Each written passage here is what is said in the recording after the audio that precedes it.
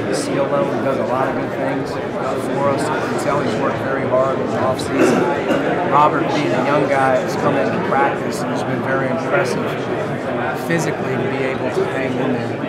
Obviously, he's learning the ropes as a player in our system, so he's got to keep getting better. But I think the one thing is that those guys are pushing each other. I had Al Durham in there as well. So, it's being able to really have that competitive spirit about that matchup or those settings. I'm really, really excited about the competition level every day that we have in practice. That's something that's really, really important to have. And Rob's done a really good job, as have the other two guys. And not to say anybody else on our team, but I definitely think it's been impressive to watch those guys play. Does Rob almost have to do more than maybe Devontae or Outwood because he's new to the system to prove? Without question. All of the freshmen, all of the new players, that's the advantage of having veteran guys. A year ago there wasn't any difference between a freshman and a senior. They're all learning the same way. So in many ways it's fair. In most great places and in most great programs around the country, those older guys have such an edge. But like everybody else, if you just stay with it, you have an opportunity to continue to improve. And I think all of our freshmen, are thinking down the line. I just got to keep working to help this team. You mentioned that Zachary Roberts comes in captain as a walk-on. You talked about him up there, but is he someone who maybe more than anyone else exemplified what you want out of a player to really prove to give them those minutes? Yeah, I would think any coach in the country would like to have a guy like Zach. I think I've said it time and time again. There's an undoubted question of did he give everything he has? Is he about the right things? I don't think there's one person in our program that will say that. So he embodies the team and does it every single day. And doesn't get the credit that probably a lot of people would want. He earned every minute that he got. And I think we saw a guy help our team get better. Has anything surprised you or maybe impressed you just kind of going through these first couple weeks of practice? Anything really stand out just kind of going through these first few sessions? I would say Juwan's really stood out as being dominant. He's got to stay with what he's doing right now in practice. And he really hasn't changed who he was as a guy who came last year every day. If he continues to be that everyday guy, I think he's seeing great results. And it shows in practice right now how advanced he is in terms of how he knows how to play the game. That's been one thing that's been really impressive to see at the start. We're a lot longer and bigger. With that being said, watching us, being able to defend on the ball on the perimeter. We have some guys for the first time that are being asked to guard a different way and play out of position, so to speak, in terms of high school defense versus. So it's striking, so to speak, to watch some of the freshmen, obviously adapt to defensive schemes and standards, so to speak. But we are longer, we are bigger on the guard spot. With Juwan, are there any particular moments that stand out of him just having a dominant type of moment where it just kind of makes you go, wow? Or? It's just his consistency all the way across the board. He's not trying to do anything right now that he's not being asked to do. He competes very, very hard.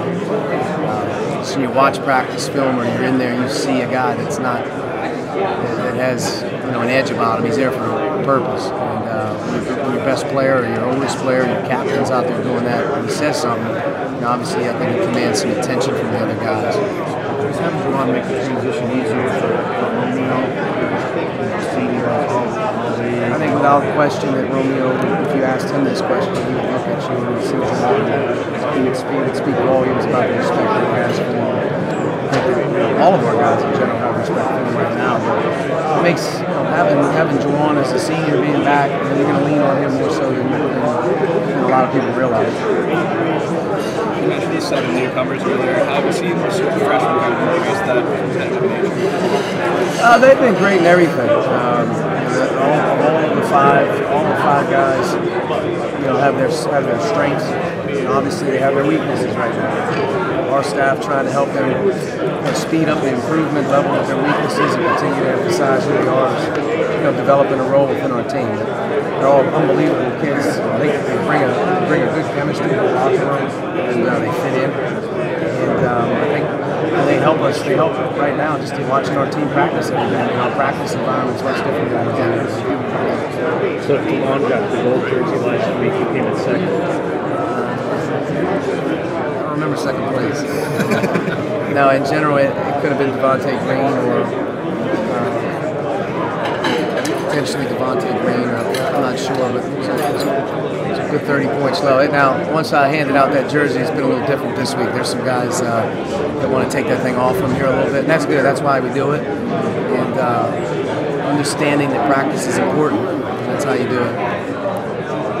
Kevin Fitzner, you know, he's been doing shooting. Is there some other things he can give you offensively?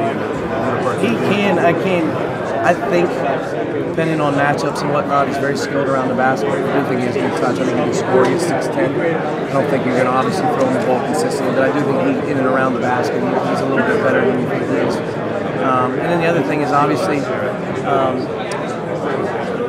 IQ. He has a feel. He knows how to play the game. He's not one-dimensional that he stands there and shoots.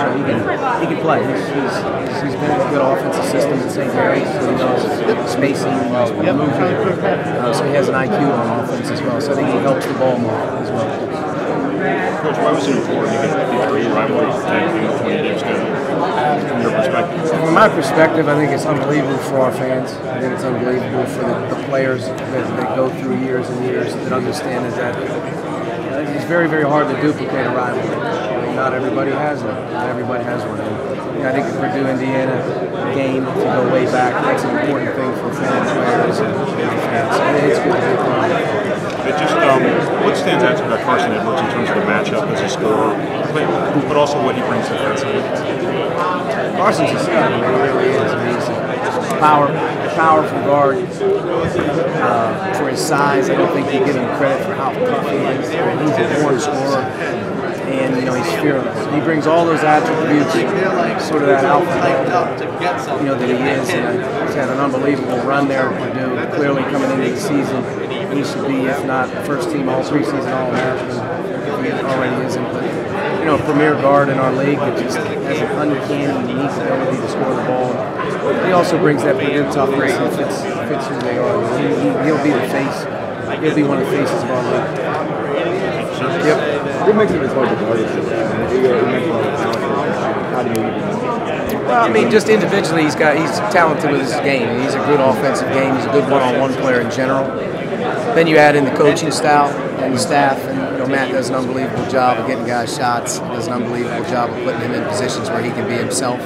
So when you add the style that he's in, and then you add who he is as a player individually, it's kind of a perfect storm. He can be himself, which is great aggressiveness, but he's also being put in great spots. You've only got one sub-300 RPI game on the schedule this year. Just what are your thoughts on, or at least for non-conference, what are your thoughts on how that portion turned out and how much closer do you feel like you're getting as far as... Our non-conference schedule is tough.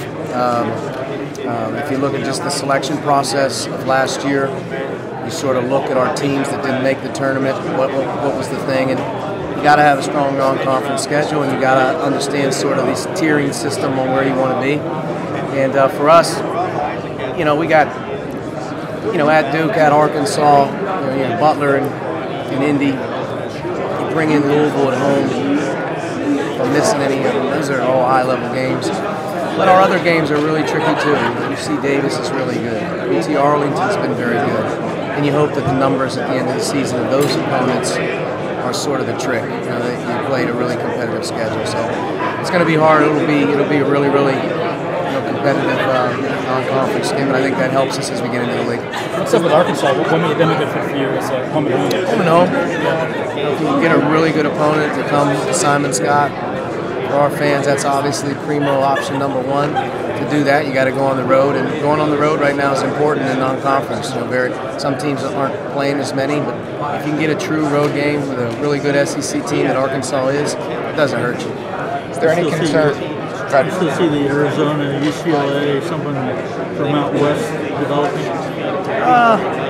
I don't see that happening as much now that 20 games popped into the picture. That took two opportunities for us to schedule games of home and away nature out of the collection, and you're hoping with 20 Big Ten games, 2 more Big Ten games, 1 at home, 1 away, pretty much answers the bell on that. So, you know, where we're at right now, we're just trying to deal with the current contracts that sort of we have in full and honor those. Gab responsibilities, Big Ten responsibilities, Crossroads responsibilities, and then if he can mix in a home and away series that helps us at home with our fans and whatnot. That's the goal, but there are very few wiggle room to just keep sliding them in. That's sort of out the window here. And we'll have to go through a 20-game season to see how it fits for the following year. It's the first year we go through that. Who